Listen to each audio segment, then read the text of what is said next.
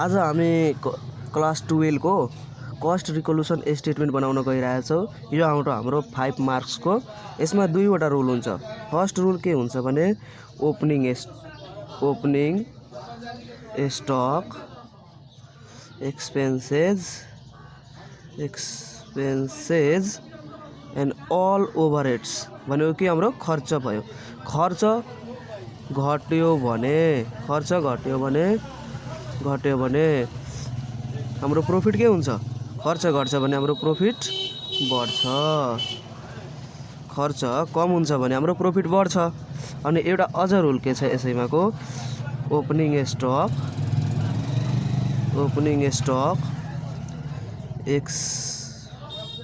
Expenses and overhead all overhead भनेको expenses बढ्यो भने हाम्रो खर्च बढ्यो भने हाम्रो प्रॉफिट के हुन्छ? प्रॉफिट घट्छ। अभियसली हो, प्रॉफिट घट्छ। खर्च बढ्यो भने प्रॉफिट हाम्रो घट्छ। अनि 2 नम्बर रुल के छ भने क्लोजिङ स्टक हाम्रो के हो भने इन्कम हो, एसेट्स इन्कम हो। एन्ड इन्कम प्रॉफिट बढ्यो भने यसमा डाइरेक्ट रिएक्सन गर्छ। प्रॉफिट बढ्यो भने हाम्रो प्रॉफिट पनि बढ्छ। इन्कम बढ्यो भने हाम्रो प्रॉफिट बढ्छ। And same closing stock assets income घट्यो भने हाम्रो प्रॉफिट पनि घट्छ। यसमा अब हामीहरू इक्जाम्पलतिर जान्छौँ एउटा, तर त्यसमा पहिला एउटा अन्डर रिकभर मतलबको कम। अन्डर रिकभर दिएको हुन्छ, यसको मतलब हुन्छ कम। अनि एउटा ओभर दिएको हुन्छ, ओभर रिकभर भनेको यसले बढी गरेछ। अब हामी एउटा इक्जाम्पलतिर जान्छौँ। इक्जाम्पल म यसको फर्मेट पनि बनाउँछु, तर एउटा example work over head under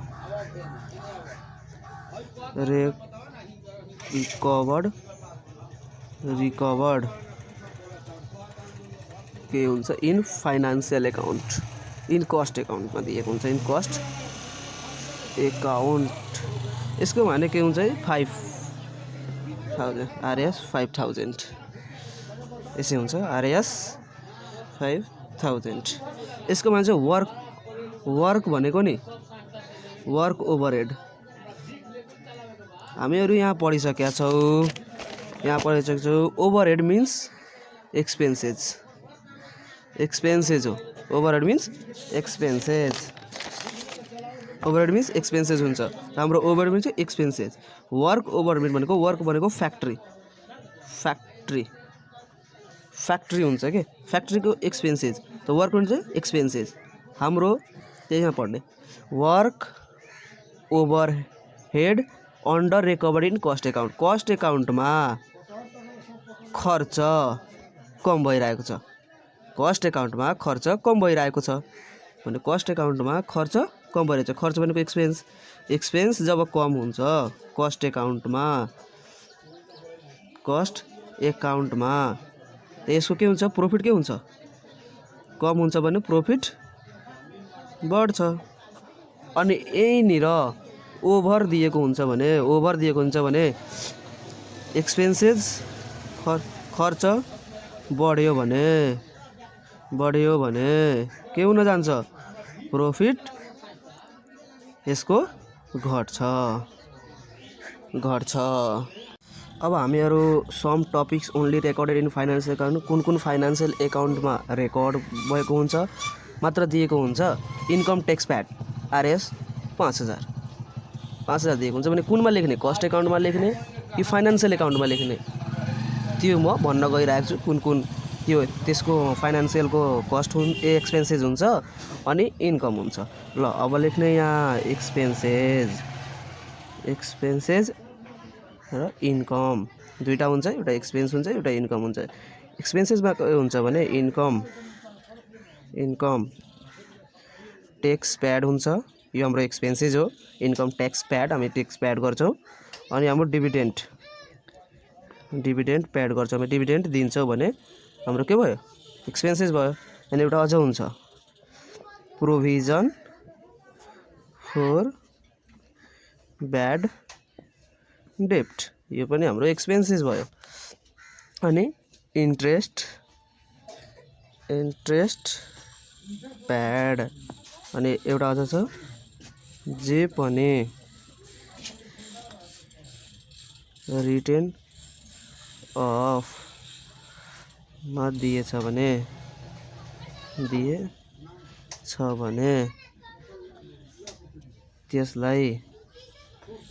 त्यसलाई एक्सपेन्सेस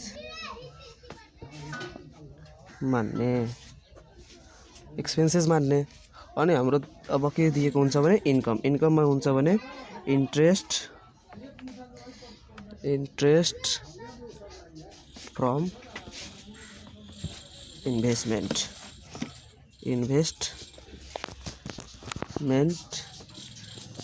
अनि रेन्ट रिसिभ हुन्छ, इन्ट्रेस्ट पनि रिसिभ हुन्छ, यो सबै हाम्रो के हुन्छ भने इन्कम भयो फाइनान्सियल एकाउन्टमा। अब यसमा हामी कुन एक्सपेन्सेस हुनसक्छ, यसमा एक्सपेन्सेस एउटा पनि हुनसक्छ डिप्रिसिएसन, यो पनि एक्सपेन्सेस हो। ओपनिङ स्टक पनि एक्सपेन्सेस हो। अरू हामीहरू त्यो प्रब्लम बनाउँदाखेरि आउँछ भने हामीहरू सल्भ गरौँला। अब हामी लागौँ फर्मेटतिर, फर्मेट यसको कस्तो हुन्छ भनेर। अब हामी फर्मेटतिर लागौँ। यसमा दुई किसिमको फर्मेटले बनाउन सकिन्छ। मलाई सजिलो लाग्छ कि इक्जाममा बनाउँदाखेरि यो बेटर हुन्छ भनेर मैले यही फर्मेट युज गरिरहेको छु, तर म दुईटै बताउँछु फर्मेटबाट बनाउने कसरी। तर फर्स्ट अफ अल यसमा जाने, यसमा के हुन्छ भने डेट पहिला हुन्छ, पार्टिकुलर यसरी प्लस माइनस पनि लेख्न सकिन्छ। यसमा एमाउन्ट भनेर पनि लेख्न सकिन्छ, एमाउन्ट प्लस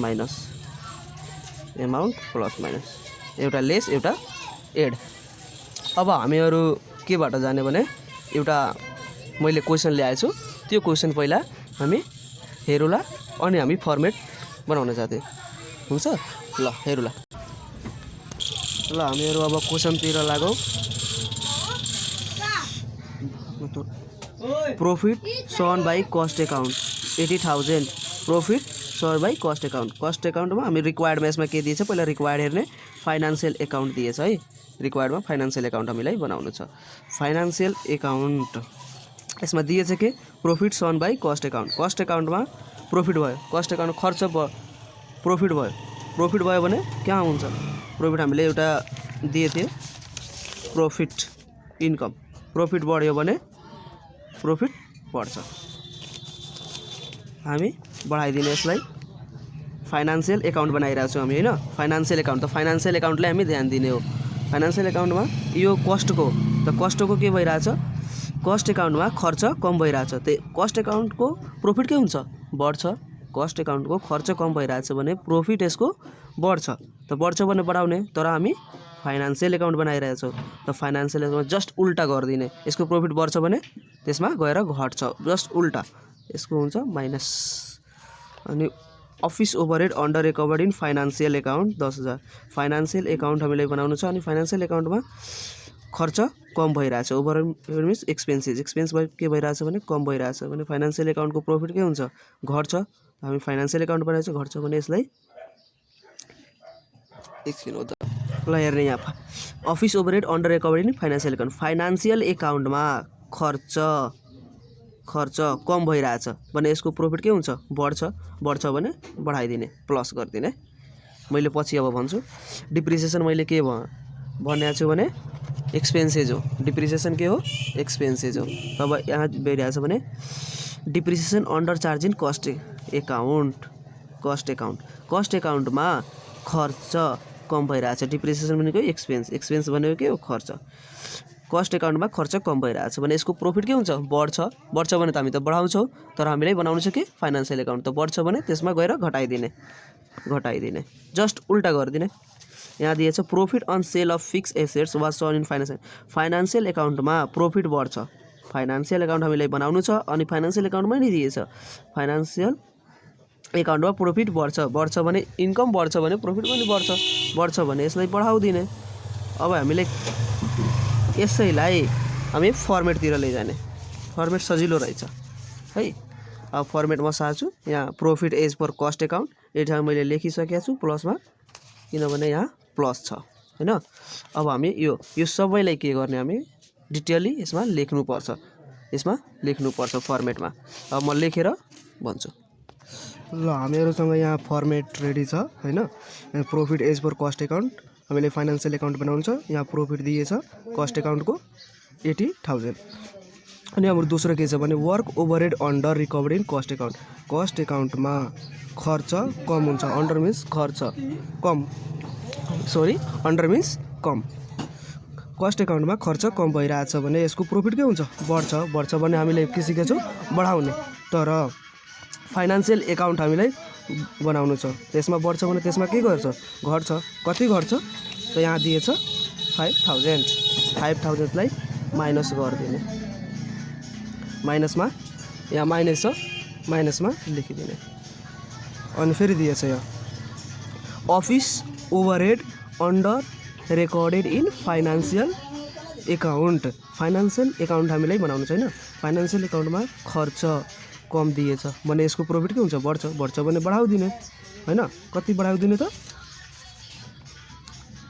10,000 लाई प्लसमा लेखिदिने।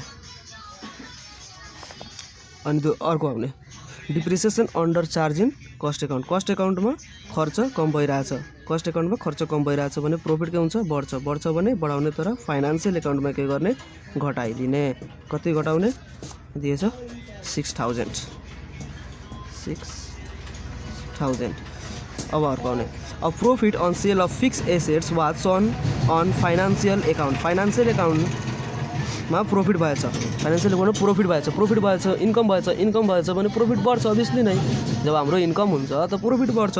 फाइनान्शियल एकाउन्टमा दिएछ भने बढ्छ भने बढाउने। कति बढाउने त यहाँ दिएछ 5,000 प्लस। अब हामीहरू यहाँ काउन्टिङ गर्छौँ हैन। जसको बढी आयो भने त्यसको लेख्छौँ। ल अब काउन्टिङ ल हामीसँग छ 80,000 प्लस 10,000 प्लस गर्ने 10,000 प्लस फेरि 5,000 प्लस 5,000। यो हाम्रो बढी आइरहेछ। यो त हेर्नैमै कम लागिरहेछ हैन। यो हेर्नैमै कम लागिरहेछ यो बढी आइरहेछ। त बढीलाई बढी लेख्ने 95,000। अब यो कति रहेछ 6,000। यो पनि यसलाई लेख्ने। कहाँ कम भइरहेछ भने यहाँ कम भइरहेछ। कति कम भइरहेछ यो 11,050 माइनस 11 84 के हाम्रो बढी आइरहेछ प्लस बढी आइरहेछ। त्यसरी यो प्रॉफिट हो त प्रॉफिट हो भने यहाँ लेख्ने profit as per financial account. यसरी पनि हुन्छ। हाम्रो यो कम्प्लिट भयो किनभने हाम्रो एडमा कति छ एडमा 95 छ अनि लेसमा कति आउँछ 11,000 गरेर 14,000 यो प्रॉफिट आयो किनभने प्रॉफिटको बढी छ। अब अर्को फर्मेट अनुसार हामी कसरी बनाउने म छिटो सिकाइदिन्छु है। ल हाम्रो यहाँ सेकेन्ड मेथड छ हैन। अब यो एउटा मेथडले बनाउनु छ डेट पार्टिकुलर डिटेल्स अनि एमाउन्ट। यसमा के हुन्छ एउटा एड हुन्छ एउटा यहाँ लेस हुन्छ। एडमा कति दिएछ अनि लेसमा कति दिएछ। अब हेर्ने प्रॉफिट एज पर कस्ट एकाउन्टमा कति दिएछ हाम्रो प्रॉफिट एज पर कस्ट एकाउन्टमा एड हुने त एडमा कति दिएछ 80,000 लाई हामी यहाँ लेख्ने पहिला लेख्ने। अनि यहाँ के दिन्छ office overhead under recovered in financial account. Financial एकाउन्टमा खर्च कम छ, फाइनेन्सियल एकाउन्टमा खर्च कम छ त हामी फाइनेन्सियल एकाउन्ट बनाइरहेको छौँ त फाइनेन्सियल एकाउन्टकै खर्च कम छ भने फाइनेन्सियल एकाउन्टको प्रॉफिट के हुन्छ बढ्छ भने बढाउने, कम खर्च गर्छ त प्रॉफिट हुन्छ बढ्छ भने बढाउने कति दिएछ भने 10,000 लाई प्लस गर्ने हुन्छ। अब दिएछ uh profit on sale of fix assets was on financial account. Financial एकाउन्टमा इन्कम भयो भने प्रॉफिट के हुन्छ बढ्छ भने बढाउने, कति बढाउने त 5,000 ल 5,000 अब यसलाई के गर्ने भने यहाँ लेख्ने हो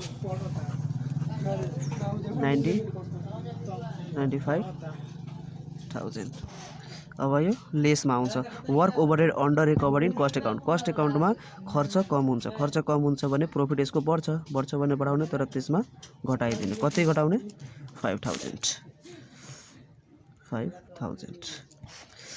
depreciation under charge in cost account. Cost एकाउन्टमा खर्च कम भयो भने प्रॉफिट बढ्छ भने बढाउने, तर फाइनेन्सियल एकाउन्टमा के गर्ने घटाइदिने, कति घटाउने 6,000 होइन यहाँ लेखिन्छ है 5 र 6,000। यो हाम्रो कति आयो 11,000। यसलाई यहाँ लेखिदिने 11,000 बराबर गऱ्यो भने 84,000 profit as per financial account. यहाँ लेख्ने सरी यो यहाँ लेखिँदैन, यहाँ लेखेर अनि डिटेल्स यहाँ लेखिदिने, अनि यसबाट यो घटाउने, यो यसरी दिने माइनसलाई हुन्छ ल माइनसलाई यसरी चिन्ह दिन्छ, त्यसो गरेर घटाइदिने। अनि आउँछ 84,000 यसरी हामी बनाउन सकिन्छ। यो पनि हेरिहाल्ने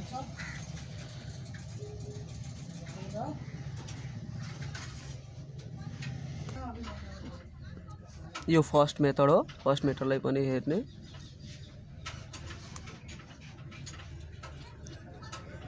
ल हामी क्वेसनलाई पनि एकचोटि हेरिदिने हो है। केही प्रब्लम आयो भने यही कमेन्ट बक्समा हालिदिनु है, म बनाएर पठाइदिन्छु।